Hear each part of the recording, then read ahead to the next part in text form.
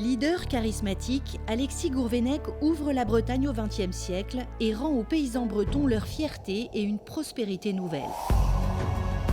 Convaincu d'un nécessaire désenclavement de sa région, il lance le projet d'un port en eau profonde à Roscoff afin d'offrir de nouveaux débouchés aux coopératives agricoles bretonnes. Aucun armateur français ou étranger ne veut prendre le risque d'une ligne maritime entre Petite et Grande-Bretagne. Qu'à cela ne tienne, les paysans unis autour d'Alexis Gourvenec se font armateurs et créent leur propre compagnie maritime. Les agriculteurs, lorsqu'ils ont investi dans la Brittany Ferries à travers la personne d'Alexis, voulaient être des acteurs majeurs du territoire, puisque à ce moment-là, l'agriculture était en plein développement. Au départ, l'organisation de marché a fait se rassembler l'ensemble des producteurs. Et je crois qu'à partir de là, on pouvait un peu soulever des montagnes, quoi, hein. Et comme on aimait plutôt faire que de dire, on s'est quand même jeté à l'eau à un moment. Fruit de cette force paysanne, solidaire, collective, le Quai Risnel inaugure la première traversée Roscoff-Plymouth, chargée de choux-fleurs, de pommes, de vin et de cognac. Nous sommes le 2 janvier 1973. Le Royaume-Uni et l'Irlande viennent d'adhérer à l'Europe et son marché commun, et la Bretagne agricole s'est forgée toute seule les clés de son avenir. C'était fabuleux. Avec l'équipe restreinte, on a fait la traversée sur une mer d'huile. Et on était un peu fiers quand même de faire cette traversée et de voir le bateau arriver. Mais Alexis Gourvenec a depuis la fin des années 60 une intuition, celle de la naissance d'une société de loisirs. En 1974, il ouvre sa compagnie au transport passager. Brittany Ferries est née. En 1976, les paysans armateurs veulent ouvrir une ligne depuis Saint-Malo, mais la TT Line veut les doubler. C'est une compagnie allemande sous pavillon chypriote avec un équipage étranger. Alexis Gourvenec et ses paysans armateurs font le siège du port.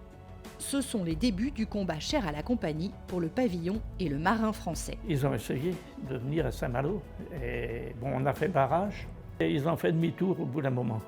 S'ils avaient réussi leur opération, on peut dire que la Brittany n'aurait jamais existé.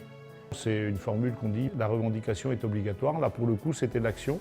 Et l'action, c'était d'empêcher à ce que ce modèle économique tueur, ravageur, requin blanc, n'existe aux frontières de la Bretagne, c'est-à-dire juste à côté de Roscoff. Et quelque part, c'est une lutte qui redémarre. Je pose juste une question, est-ce que les clients qui sont sur ces bateaux accepteraient une minute les conditions sociales de ces marins? Je crois que la réponse est non. L'ouverture de la ligne Saint-Malo-Portsmouth donne le signal en 1978 de l'ouverture à de nouveaux horizons, à commencer par relier Roscoff à Cork en Irlande et surtout le grand saut atlantique pour relier Plymouth à l'Espagne. Paris gagné, les Britanniques ont soif de soleil. Le rachat de Truckline Ferries à Cherbourg en 1985 conforte toujours plus l'ancrage normand de la compagnie Roscovite. Navires et lignes se conjuguent dans ces années de croissance continue. Brittany Ferries devient la compagnie maritime leader sur l'arc atlantique. On était bien placé géographiquement pour vraiment capitaliser là-dessus. Alexis avait créé le terreau, il y avait le concept, puisque déjà au départ, depuis 1978, on allait en Irlande et en Espagne.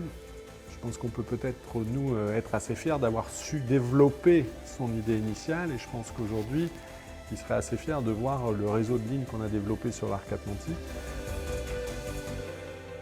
La force première de Brittany Ferries repose avant tout sur un partenariat inédit avec les territoires qu'elle dessert et qu'elle irrigue. Les régions et départements de Bretagne, comme ceux de Normandie, siègent avec la compagnie Roscovic dans des SEM, leur permettant de partager intelligemment investissements et bénéfices. Le travail qui a été réalisé avec les collectivités, ça a permis d'avoir une vue beaucoup plus globale sur tout le transmanche et d'être présent partout et puis ensuite d'avoir un effort aussi de synergie au niveau du développement touristique. Avec la mort de son fondateur Alexis Gourvenec en 2007, la compagnie entre dans une phase de turbulence. Les crises de Lehman Brothers, du Brexit et de la Covid frappent de plein fouet son modèle économique. Et pourtant, celui-ci démontre avec éclat sa résilience. Le premier employeur de marins français, appuyé sur ses collectivités partenaires et son actionnariat paysan,